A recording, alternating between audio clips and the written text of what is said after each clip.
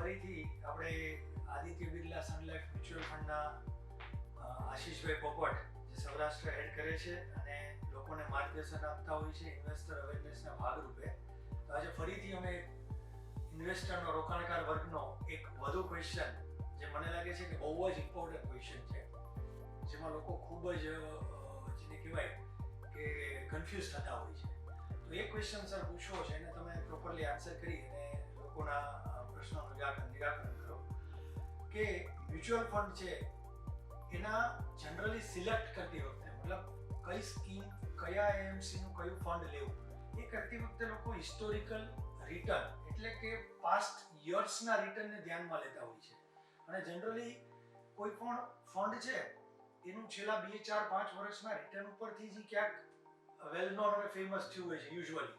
તો લોકો એને ધ્યાનમાં લઈ અને હિસ્ટોરિકલ રિટર્નને ધ્યાનમાં લઈ અને નિર્ણય લેતા હોય છે. તો હિસ્ટોરિકલ રિટર્નને ધ્યાનમાં લઈ અને મારું એસઆઈપી કે લમસમનું ઇન્વેસ્ટમેન્ટ કરવું જોઈએ કે નહીં, કેટલા ટકા રિલીવન્સ છે, કરવું જોઈએ તો ખરેખર મારું હિસ્ટોરિકલ રિટર્ન મારે એમાં કયા ફેક્ટરને, કઈ બાબતને ધ્યાનમાં રાખીને મારે નિર્ણય લઈ શકાય.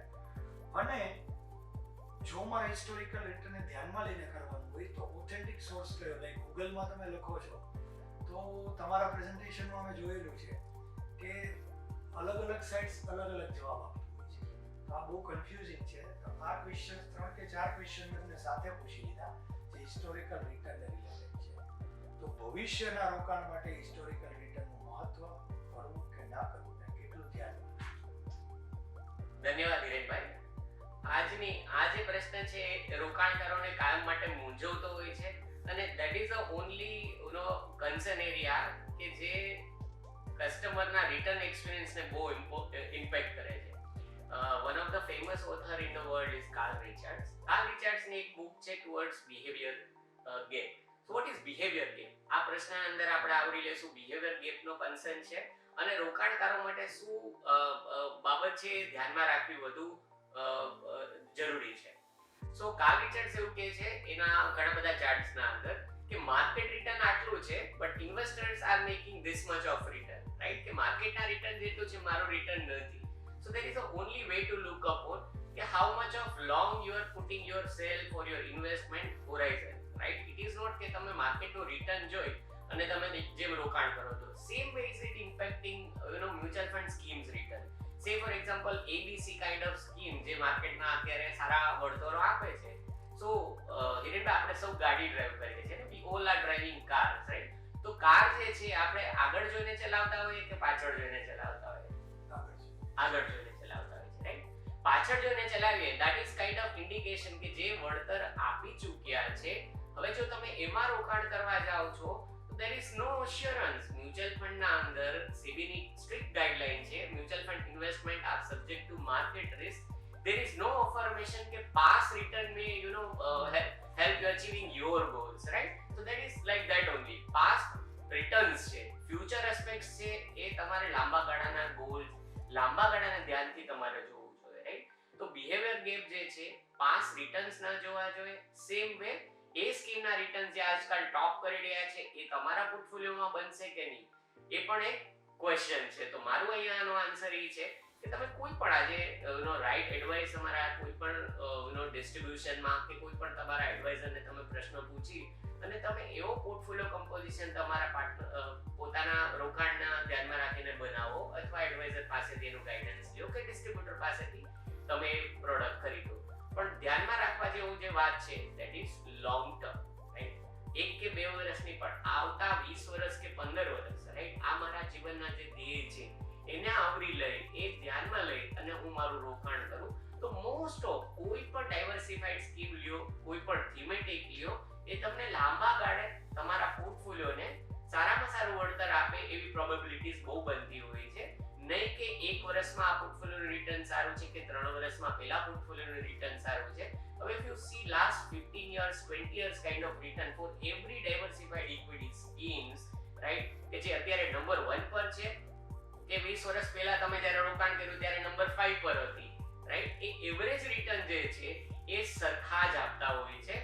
But what is more important, હું જેને પૈસા આપું છું એનું બિઝનેસ કેવું છે, એના મેનેજમેન્ટનું વર્ચસ્વ કેવું છે બિઝનેસના અંદર, ઇન્ટરેસ્ટ કેવો છે, એવા મ્યુચ્યુઅલ ફંડ અને એવા સારા ગ્રુપને રોકાણ આપવું જોઈએ.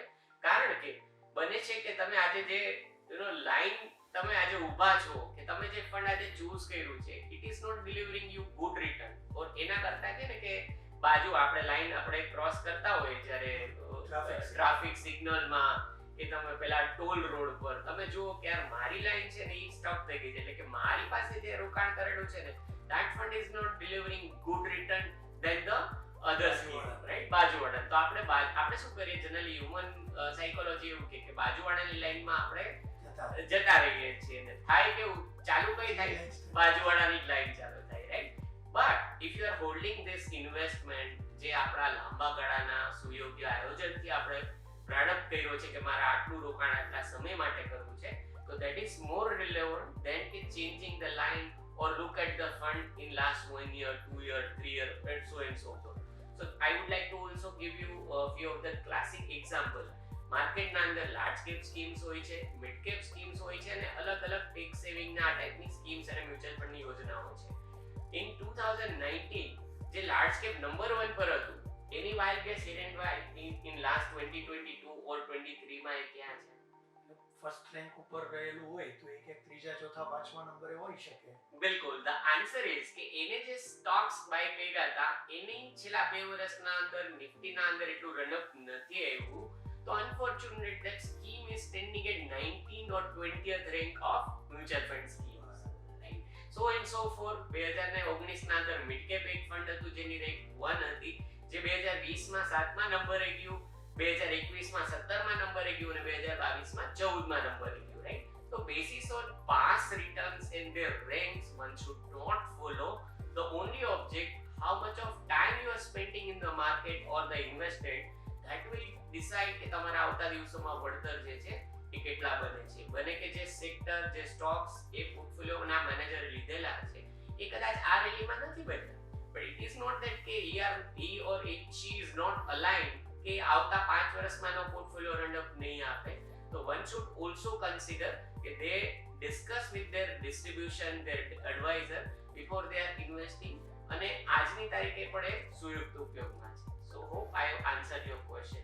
મને લાગે છે કે હિસ્ટોરિકલ રિટર્ન ઉપરનું એકદમ સ્પષ્ટ રૂપે તમે જવાબ આપી શક્યા છો સર, કે હિસ્ટોરિકલ રિટર્ન જોઈને આપણે મોટાભાગે ઇન્વેસ્ટમેન્ટ ના જ કરવું જોઈએ અને લાંબા ગાળા સુધી જેટલા પણ ફીચર છે, જેમ આપણે આગળના ક્વેશ્ચનમાં સેક્ટર ફંડ, થીમેટિક ફંડ, ટોપઅપનો ઓપ્શન છે, આ બધા ફીચર્સનો ઉપયોગ કરીને અગર એક રોકાણકાર જો રોકાણ કરશે તો એને હિસ્ટોરિકલ રિટર્ન ઉપર ડિપેન્ડન્ટ નહીં રહેવું પડે અને એનું રિલેવન્સ પણ કદાચ નથી એવું આપણે આજે સમજ્યા. તો મને લાગે છે કે અમારા ક્વેશ્ચનનો બેસ્ટ આન્સર મળ્યો છે, જે મોસ્ટ ઇમ્પોર્ટન્ટ ક્વેશ્ચન હતો. Thank you so much sir. Thank you all the viewers. Thank you.